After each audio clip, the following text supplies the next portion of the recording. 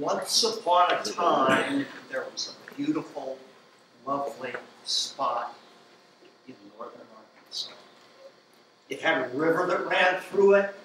It was hilly, forested, beautiful, and fairly pristine, just a glorious spot. But it was also the target of some big hog farms, pig farms in the area. They felt that it was an ideal spot.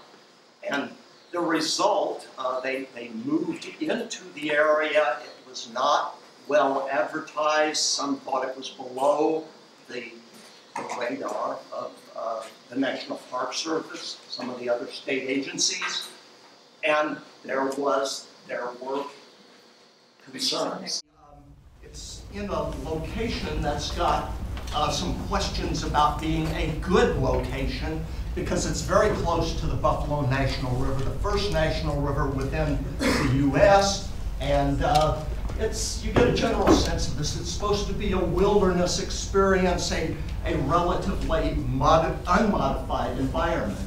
Here are the combatants, that cute little piggy wig. There are 6,500 of his kind. And here are the other combatant teams. There is a huge amount of emotion, but there are a lot of practical things I want to bring out for all of you today. The fact is, there are some things we need. We need study. We need openness. We need to be able to discuss this in a forum where everybody has a chance to communicate, collaborate, sit around the table and talk about alternative actions and not just special interests. There's a little science here, not a lot, and there's a lot of politics. And this is not the only source of politics. The politics is it runs the gamut of 180 degrees, from the environmental groups to the big agricultural producers and the Farm Bureau. It is a truly holy land. It is a land that has been dissolved, it has been opened, it's changing continuously, and the voids are relatively, in some cases, especially down near the Buffalo River per se, are large enough for people to get in, to cave in, and I'll talk a little bit more about the geology, but in my opinion, it's spectacular. But the water that moves through here, the rules, the processes that occur they're much different than many other locations that we could have placed this site. So here are the objectives, and I'm going to run through these relatively quickly. I have some word slides toward the end that have a lot of words on them, and they have the heart of what I want to talk about in terms of dealing with the political component of this. Many of you as students, we learn details.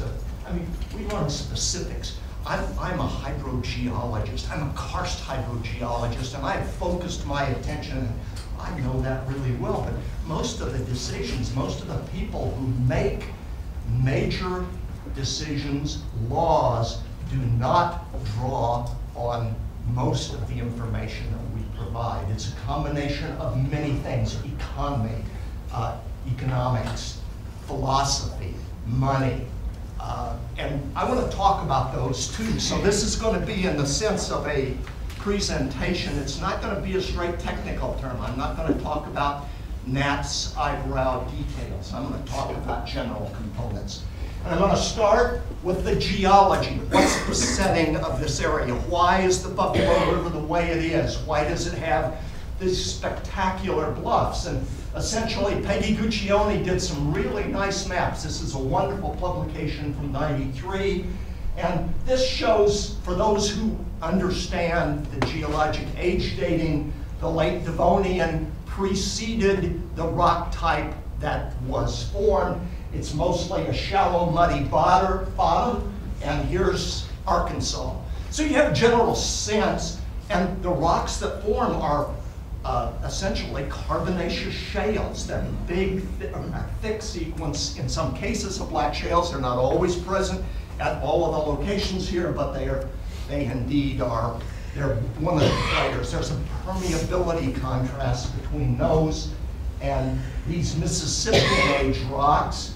And the age range is about 300 million years. That's not a critical factor, but just as an aside. Here's the state again. This is, as a continental shelf, the water is similar in depth to the Bahamas. And with that in mind, sometimes it gets shallow, sometimes there are storms that flood across it, but it essentially has created limestones. The limestones themselves are the reactants that are going to form the holiness. So here's some tectonics now. And the tectonics is how the plates move around on the continent of the Earth. They move relative to one another at very slow rates, typically 2 to as many as 10 centimeters a year. It's about the rate of your fingernail growth. But overall, there were pressures originally from the east that formed the Appalachians and the Washtas.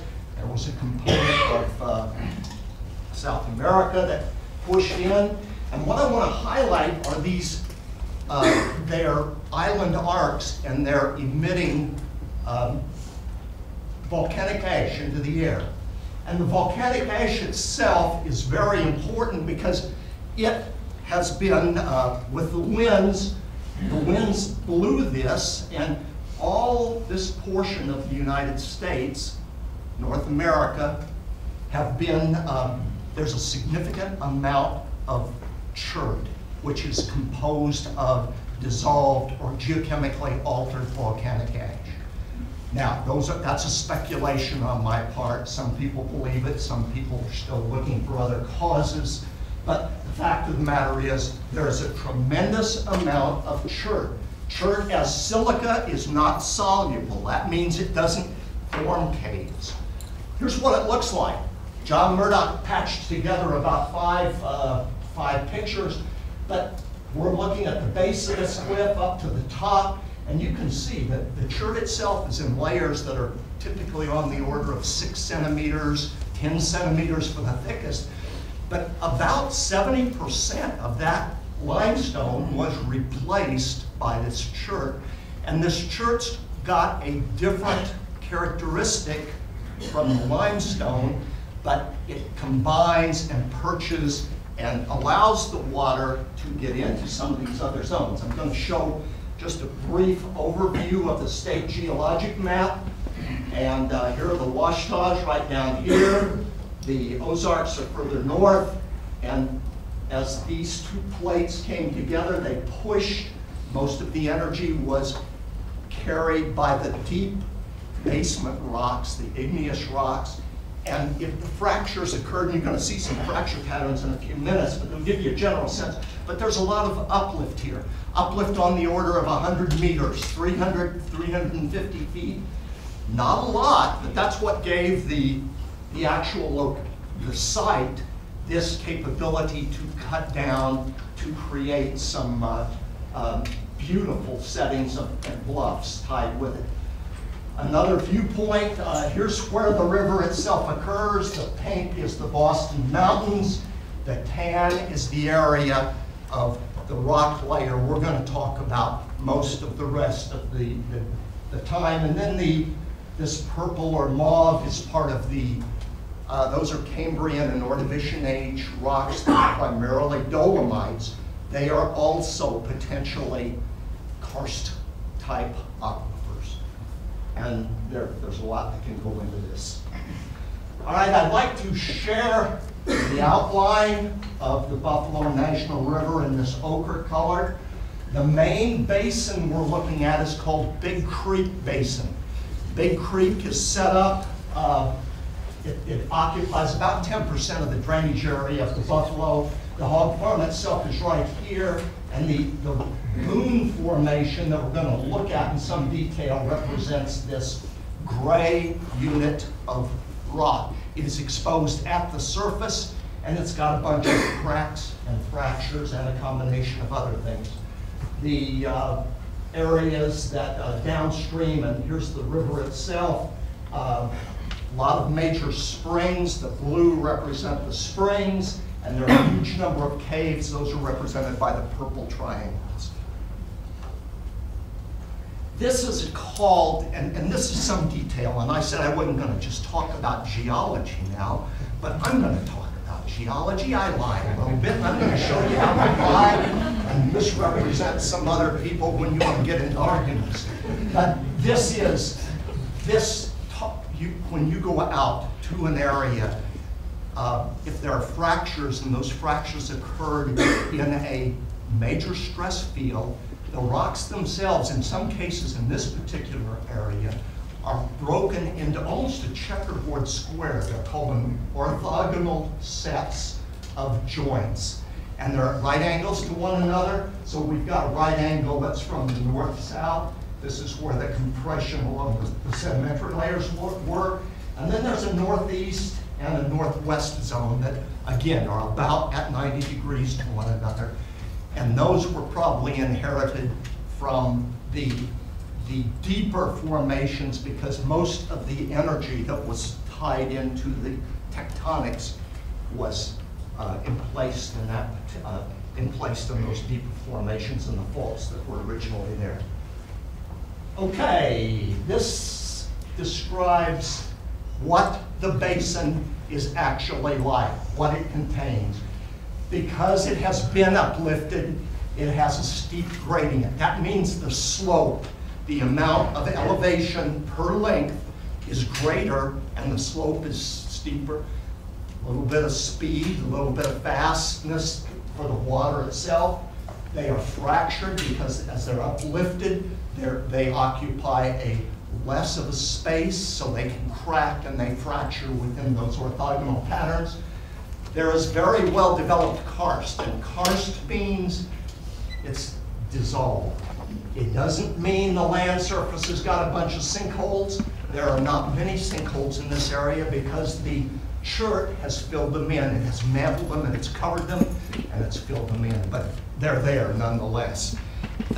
The attribute that's the key is the water drains underground. It drains through those voids, through those openings, and it's a very well-developed component. There are many springs, and there's a high degree of surface water, groundwater interaction. This is a topographic map. Here's the landfill, or the CAFO itself. Approximately 4 miles straight line to the boundary with the park, and another several miles down to the confluence of the Buffalo National River with Big Creek. So Big Creek comes in here, and a major tributary of Big Creek is called Left Fork. So I'll talk a little bit about that, but not a huge amount. Here's what the geology is like. Here's the area through which, this is the Boone Formation, the formation that we're very interested in. And this is the limestone that has a lot of that chert in it. It is also the main focus of many of the wastes that are going to be created by the CAFO. This gives you a little more detail in the column, but we're going to be looking at this area. The erosion, the natural erosive forces that have acted, the combination of chemistry and physical erosion that have created the valleys, have cut down into these limestones and dolomites. And up at the top of the hill, Sam's Throne, for example, for those of you who are climbers, Sam's Throne it's on the contiguous margin of this particular valley. It's up in Pennsylvanian age deposits, the Carboniferous, the coal measures of other parts of the country. Here's a cross section. The rocks are nearly flat lying. There are some structures, there are monoclines, there are faults, and those faults go into higher levels. But most of the action that's going to take place is right there. The gray color is the Boone Formation. How does water get into that? Well, I talked about the fractures and the breaks in those rocks. These solution channels are typically, this has been open, it's dissolved, and it's got a lot of clay in it. Right? That's not much of a sinkhole. Those types of features still transmit much more water. They have a higher hydraulic conductivity, they have a higher transmissivity, and they can move water through faster. The water's going to follow that path of least resistance. So the vertical components allow water from the surface, mostly rainfall, some snow melt. Some of the data we just got, I was out on Monday, I had water that was essentially coming in and recharging the aquifer from snow melt. So that gives you a general sense. Here's what the openings look like. And this size, I don't have a rock hammer for scale or a dime or anything else, but in general, these are on the order of 1.5 to 2 inches for numbers that hopefully will give you a sense. But here's the chert in here, here's the chert layer up here, and here's the limestone, and the limestone's been honeycombed, it's been dissolved. It's formed a series of bedding plane anastomoses, but those are just openings, voids, through which the water can pass. Here's what it looks like. This is not from Big Creek, this is from Tennessee, but I wanted to give you a vision, a visual representation of how the water moves, and if it goes down, the water moves from the land surface by vertical fractures, cracks, openings, and it hits a low permeability zone and it's perched. And then it flows, there's slight variations in elevation along these bedding planes, but the water flows in specific zones here. So if I want to drill a well into this particular site, very likely I would miss this. I would miss most of the water that's moving. So what we sample as geologists is to go back in and we look at springs. The springs integrate a much broader area. They're not just a pinpoint. And we know that those are the sites. I mean, we don't know exactly where that water's coming from yet until we dye trace it, but we do indeed know that these will allow us a better, more complete coverage. All right, this is all I know about karst. If you want to know about karst, you need to talk to Dr. Covington because he is an expert. But I myself, for a variety of reasons, have been able to synthesize these. Water flows downhill. If it's unconfined, high to low energy. If it's confined, it can flow, it can move up gradient a little bit, but you've got to confine the pressure. It follows the path of least resistance, just like all of us. We're human beings who have a touch of laziness. It's fast. Most groundwater flow in these settings is almost as fast as surface water. So if I spill some combination of potentially hazardous material, I don't have much chance to act on it to draw in, to pull things. Quit drinking this, quit using this for your children or your home or for whatever reason, because it gets there. Now it does clean up fast, but it leaves behind some stuff that stays, and that takes a long time to get through. And typically, there's no attenuation of contaminants. That means we're not filtering things out. Many groundwater sources have very clear water because they're going through pores and sands and components that are very tight. And in a general reason, you don't have the velocity. In karst, you have these high velocities, and it does a significant job on it. The study itself, we looked at the history of this project, and they did not study any groundwater at all. They did not study, there was one sentence about geology and nothing about the karst and nothing about the water. So we went in and we described a few basic components. Joe Nix, who was at Ouachita Baptist University, volunteered to run these samples for us. We looked at the major constituents.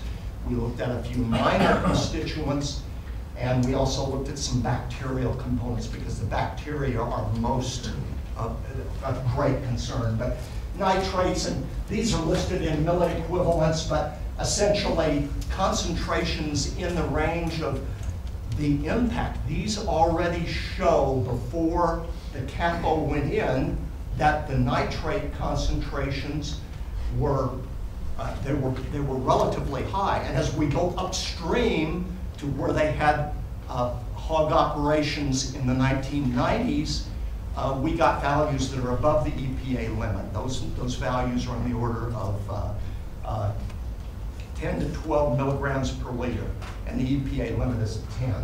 Chloride just gives us a general sense of mixing, and typically these are in the range, in general, they're on the order of less than 10 to 20, somewhere in this range. And calcium, in terms of parts per million, calcium 20 to 40. And these ranges, these are extreme examples. These are 90 and 10%, and then these are some outliers. We have some very high numbers that explain that, give us a sense of what the water has done, how it reacts. It does react with the rock, and we want to understand that. We want to be able to put this information into a database that explains everything we see. This is a unique diagram that's only unique to hydrogeology. I haven't seen anybody else use it, but it talks about water quality type. And in this case, most of our waters are in the Boone Formation in this karst, Cherty karst aquifer. These are near surface flows. They're generally calcium bicarbonate type. That's typical of a karst. It's typical of a lot of recharge areas, areas where water gets into the ground. These are a little more typical of water that's up on the high hills, up on those Pennsylvanian age shales and sandstones. They've got a little more chloride, a little more sulfate, they're a little more thoroughly mixed just because the mineralogy through which the water is moving is very similar. And then we have, over on this side, beneath the highest part of the hills, which are 1,200 feet above sea level to 1,400 feet, there's some wells that are on the order of that deep, and they're further removed away from that. These are relatively unmodified. They're almost all calcium bicarbonate in composition. So let's look at these. Here's a cross section again. Here's where the first observations came from. The ones up high that were measured up high came from formations in this interval, and then the other interval is this one right here. So it gives you a general sense. Whoop-de-doo, what is that? What difference does that make? It tells us a little bit about what the processes are and how they're undergoing, the changes they're undergoing. And let me go back just briefly. This element, this is really close to land surface, and this is getting all the effect of humans. Most of the humans live down in the valley, and there are a lot of potential zones and potential contamination that can get in just by living on these kinds of rocks. The people are not trying to screw things up, they're just trying to live. And the result is these particular parameters, E. coli is a parameter that we use to evaluate whether if there is some, there are combination bacteria, fecal coliform are also bacteria in the fecal component. We measured these. I have some values. This only shows to 35,000. I have one outlying point that goes up to almost 250,000 colony-forming units, or most probable numbers, because we use some statistics to determine that. But in a test tube about this thick, there's 250,000 bacteria. If you drank that, it would be comparable to going to Mexico and Montezuma's revenge. There are some other elements that are there. These are relatively low. When we have high velocity of surface water, or we have a lot of rain recharging this system, because the velocity in the karst is fast, it can pick it up and stir it up, and those concentrations will go extremely high. But this is before the farm was even active, was spreading litter. So anyway, those are some of the components. Here are the fields again, and this shows on top of the geology then. Most of these lie on the Boone Formation.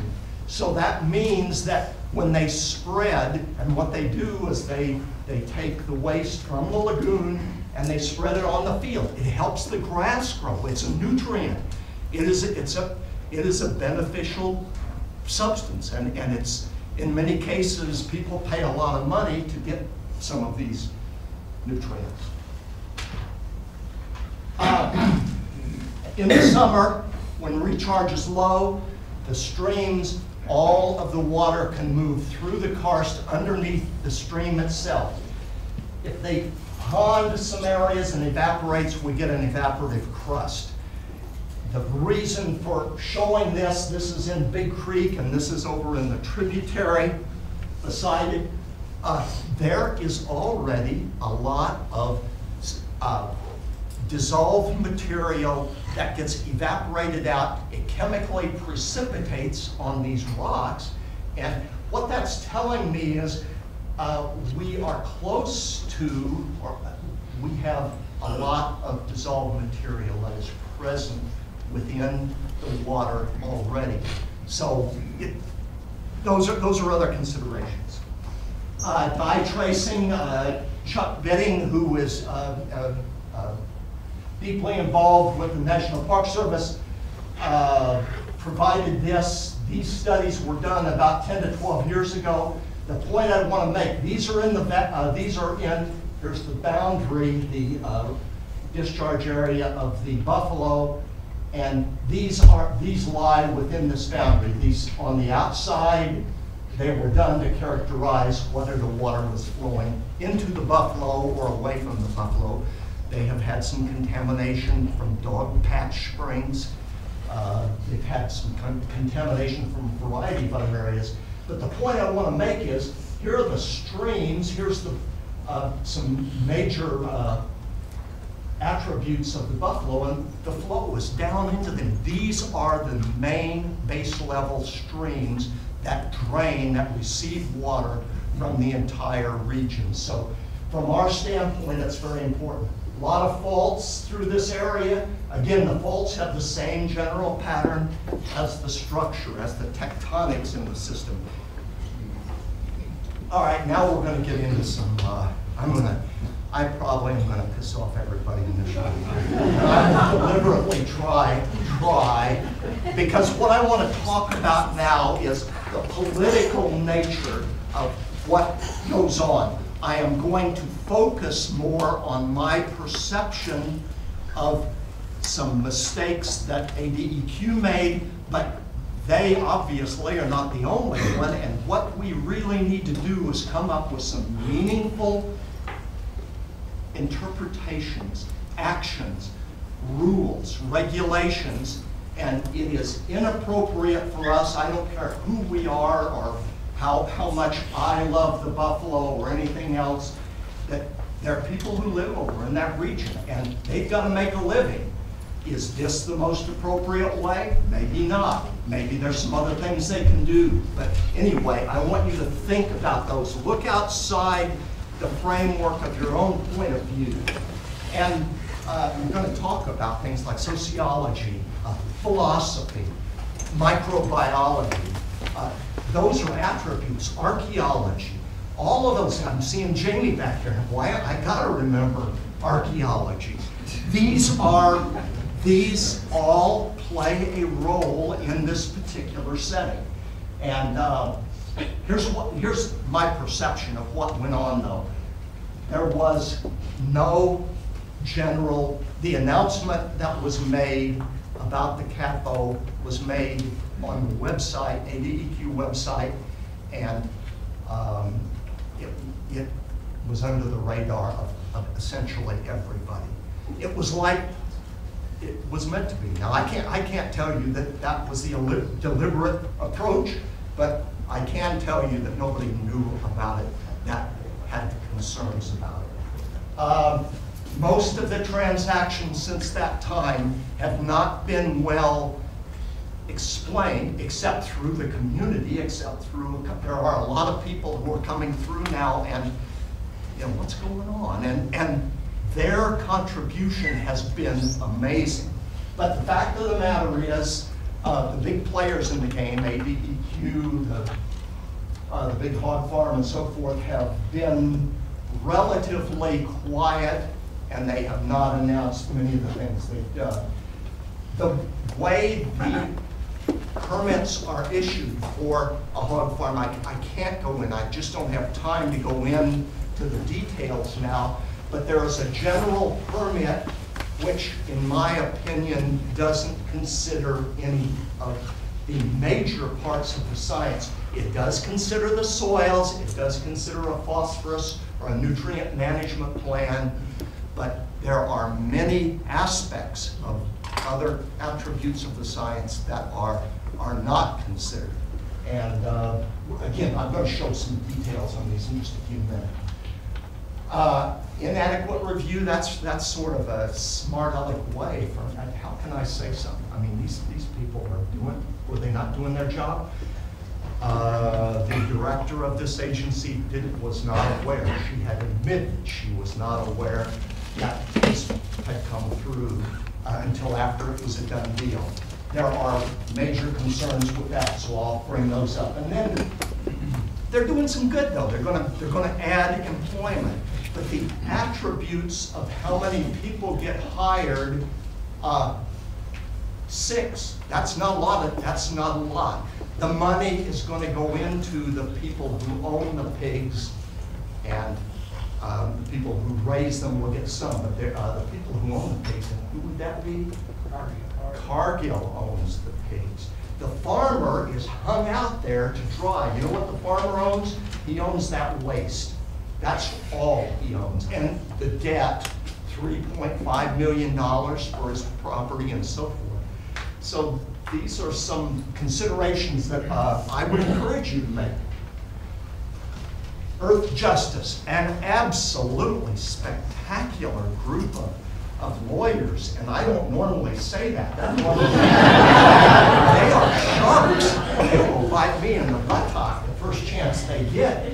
But this particular group from Stanford, Berkeley, Yale, they came in, they had a chance to go out, look at the site, look at the details of the way the politics and the actual permit were granted, and they sent a letter to Director Marks, and I'm just going to highlight a couple of things. The attributes of these, they have to, and they focused close attention on the details of the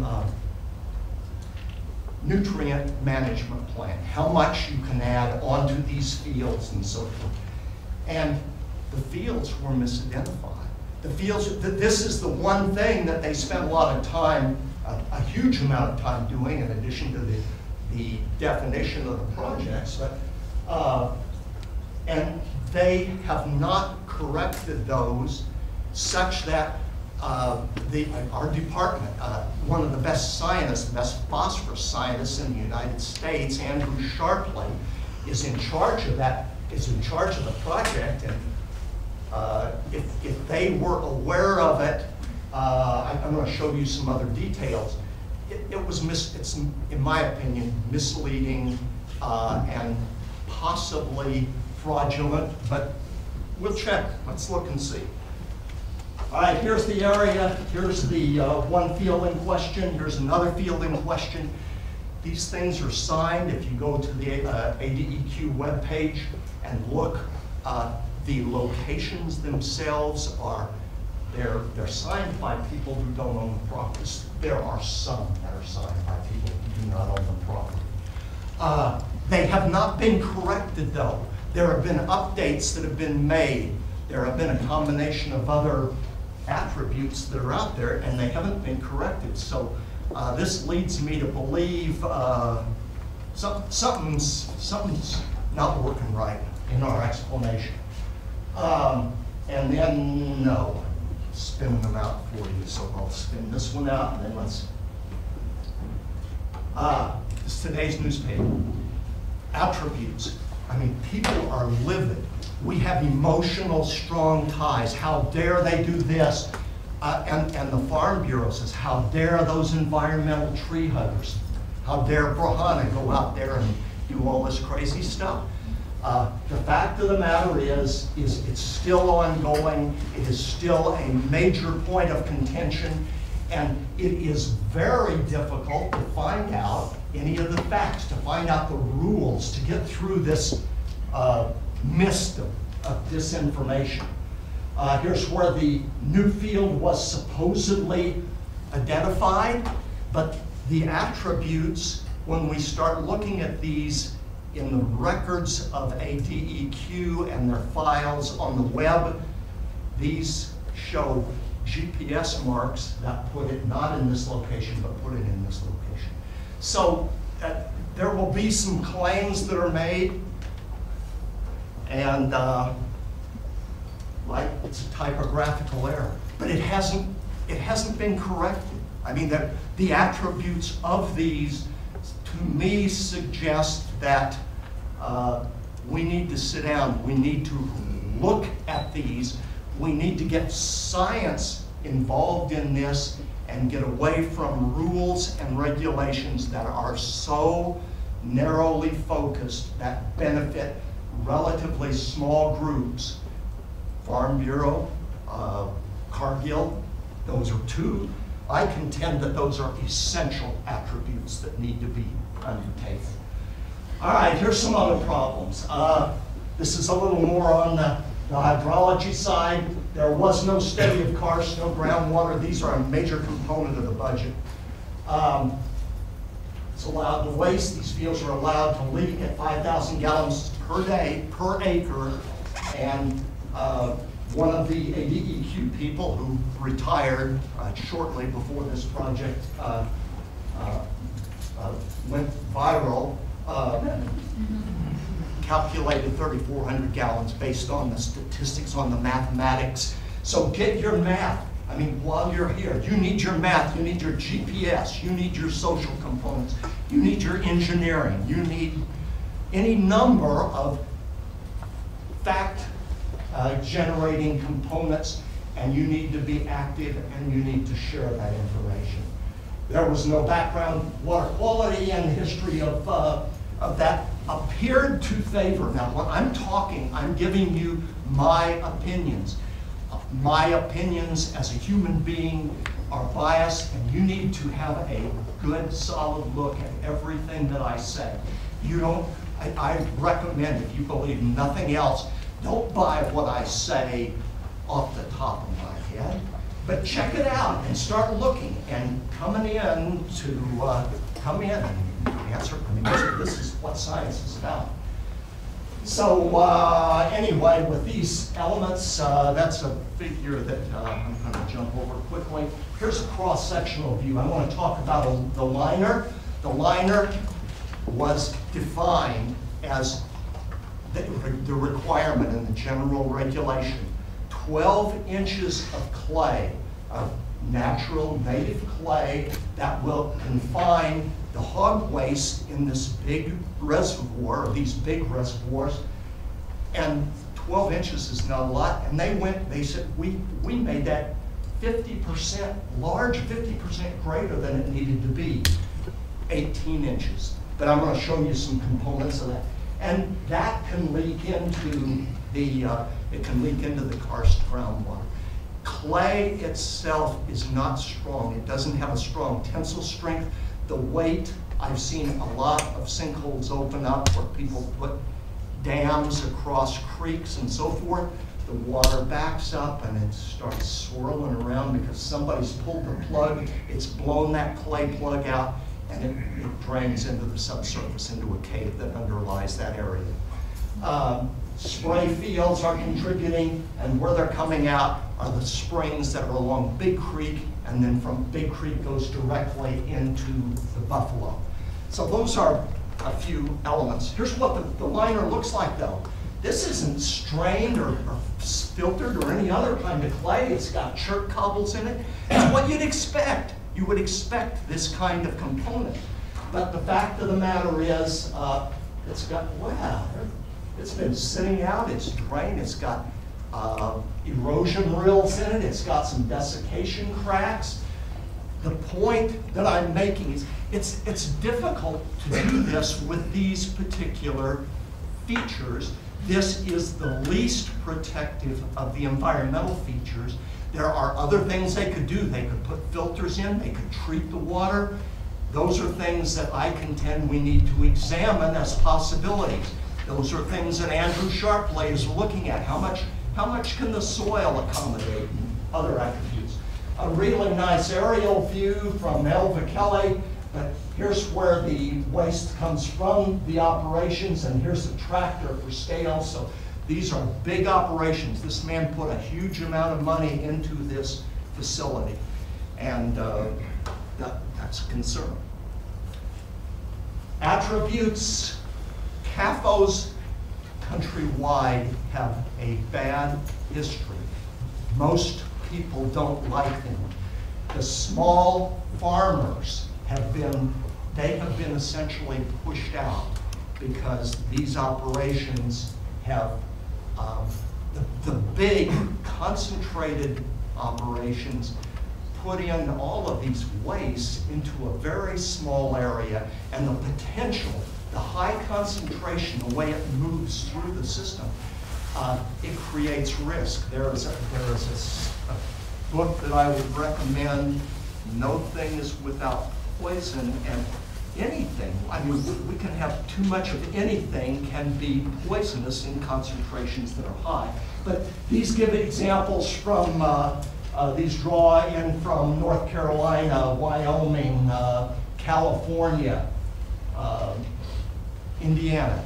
Areas that had difficulty. The water itself, these are not nutrients now, these are nitrates or a combination of similar things.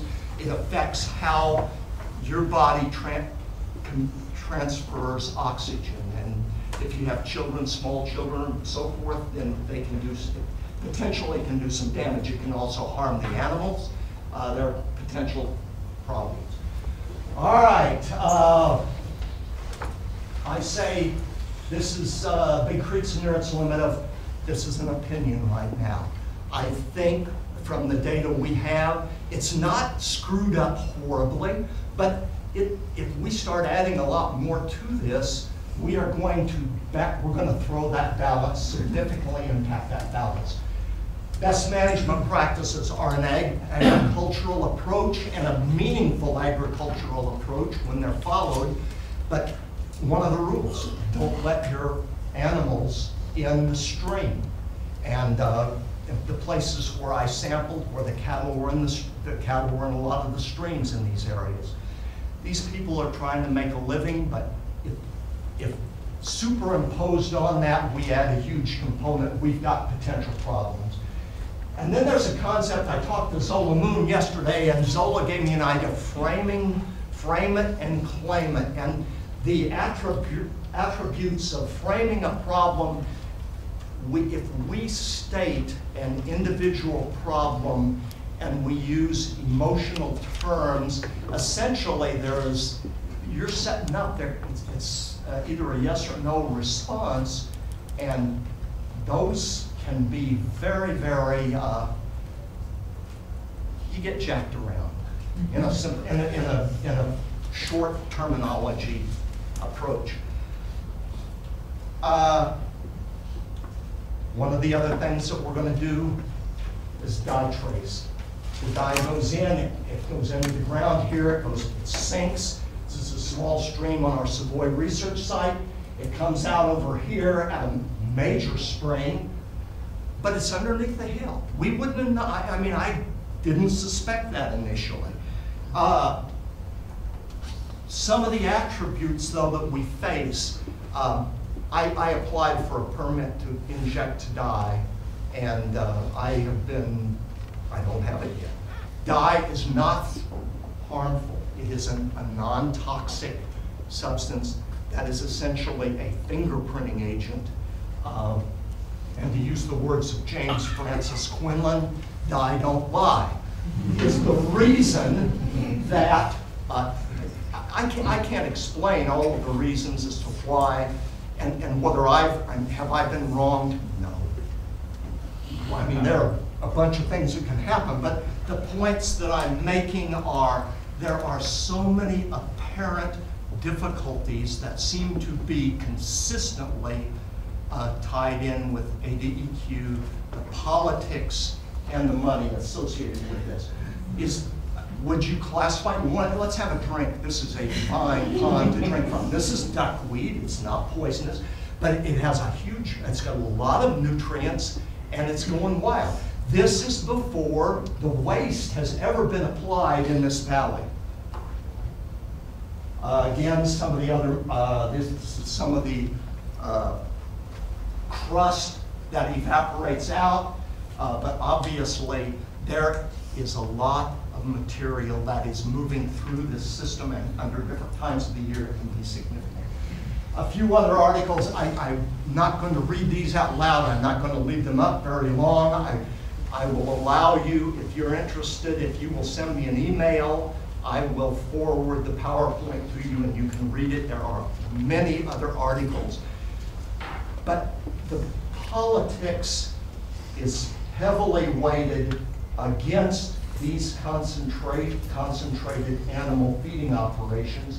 And from my bias, I'm trying to be open-minded about some of these things. And are these true? Are the people who are writing these meaningful individuals? I think they are, but we need to have some open discussions, and we need to be able to get to the bottom of those.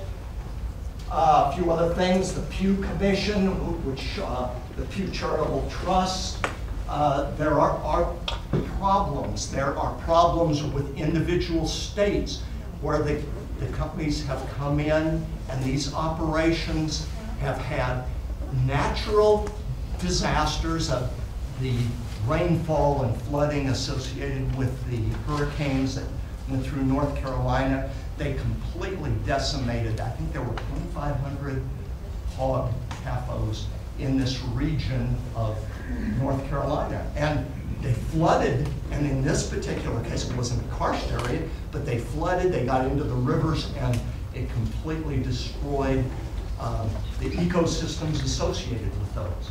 So those are attributes, those are things to look at. And then somebody who's from the ag industry. There are some components. I'm not convinced that I've got a lot of friends over in crop, soil, and environmental sciences. I've interacted. Oh, I better speed this up. This man's from Missouri, a PhD, and there are all kinds of things. I'm going to synthesize this. Economic developments. If we don't go to CAFOs, they're going to someplace else, and you're going to starve. You're going to die on the vine. Well, the fact of the matter is they can go to that, but this man is now a very active scientist in that particular component. But the claims, the threats, the approach appear to be politically, economically motivated.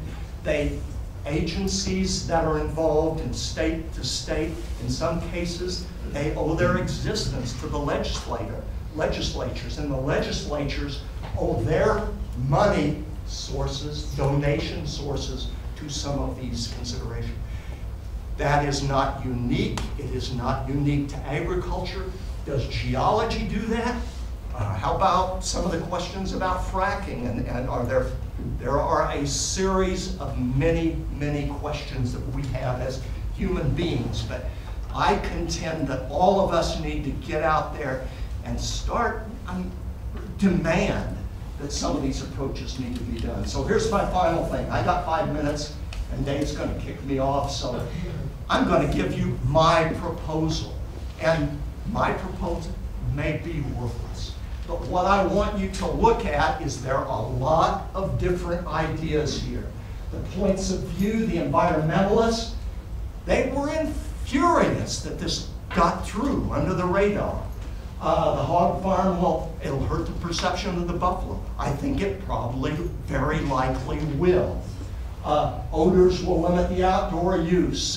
There are a combination of many things here. And each one of these, Tom Vilsack was here last March, and he said, you know, they followed the requirements, let them go. And the Farm Bureau itself said, we want freedom to farm. We favor CAFOs. And they are a major defender of this. The pig farm owners, in my opinion, are just trying to make a living. I don't think they're mean-spirited. I don't think they're trying to screw things over. But I think they, well, they're part of the players. And then here I am. There ain't a piece of the pork that I don't love. And if I am that way, then how the heck can I say you can't raise pigs? Well, there have been a lot of small family operations that do well. I have seen big operations in Texas. Excuse me. I've seen the operations are in Colorado, and they have, they're completely enclosed. There is no odor associated until you get right next to the pigs. They had 100,000 pigs in this environment. They treated the water, and there was no contamination, no evidence of contamination. But those cost money, and the economics and the approaches are serious. So how are we going to get justice? Well, I'm going to stick my nose in it. I'm going to go out there, and I'm going to let you come through with some other elements of this. But there is evidence, there is a history of a combination of many things, and we need to get to those places and cut through this garbage, this BS of all of these tricks of disinformation, making people afraid. Your job depends on this. That's a serious thought. I mean, that would make me think twice about running my mouth. As a retiree, running out. But each one of these weasel words and eye candy, bait and switch approaches, all of these things we see every day. How's something like misnomers? That's the tall venti, the large cup of coffee, compared to what? It's not a large, it's a small. It's the smallest one you've got. And anyway, the attributes, by saying it doesn't make it so. So if that's the attribute, if those are the things you have to do, we need to get off the pot, guys. So anyway, and these are the references, and if you want any of these references, I'll make them up. Here's my final proposal, and this is my word. I am just a tad over. Let everybody deserves to be treated fairly. Everybody deserves a place at the table. But that means everybody. That means the environmentalists, that means the operators, that means big industry, it means everybody. And it needs to be an open forum. It does not need to be getting my politician in the corner of the back room and offering him a special deal, or getting any number of laws passed that favor me in any position other than anybody else. If people are not telling the truth, if we're out there, if all of us verify, check, and there are many people doing that now, then raise the question, what's your evidence? What are the data? If this is so, show us the data. That's where the science needs to come in. And with this in mind, I'll go through that, respectful but firm. No, hell no, we're not. I mean, you're lying through your teeth. And a holistic approach. Look at the big picture. This is a big world. This is a big problem. It's certainly not the only problem by any stretch of the imagination. Make sure that we reframe the discussion. And finally, the golden rule. I'm a preacher. I don't know. I'm mad. Most of you probably don't know that. But I'm going to get up on the stump. The golden rule. And the only thing that firmly believe is how would you like to be treated? What is right for you? And if you're asking for special favors, then I'm not the person you need to talk to. With this in mind, thank you very much.